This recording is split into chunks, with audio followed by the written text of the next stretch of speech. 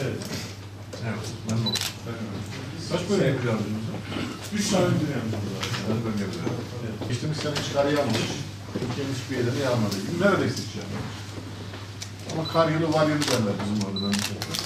Gönül ister ki kar bol olsun, bereket bol olsun ama hiç kimse de mağdur olmasın. İnşallah karımız bol olur, kar yağışı bol olur.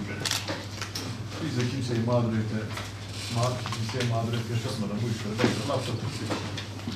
Şimdiden yapacağınız çalışmalar arkadaşlar. Gündem maddeleri altta. İki sene kalan kararlar. Bir kişinin bile sağlığına zarar gelmedi. Bir kişiyi bile köyde doğurtmadı. Bir kişiyi bile yolda bırakmadı. İnşallah bu seneyi tamamlarız. Alacağımız kararlar şimdiden hayırlı olsun. Tekrar. Buyurun. 4 kış mevsiminde yolların açık tutulması, temizlenmesiyle görevli kurumların alması gereken önlemler, 5 sağlık kurumları, AFAD ve diğer kurumların alması gereken önlemler, 6 aşırı kar yağışı durumunda öncelikli müdahale edilmesi gereken yolların tespiti,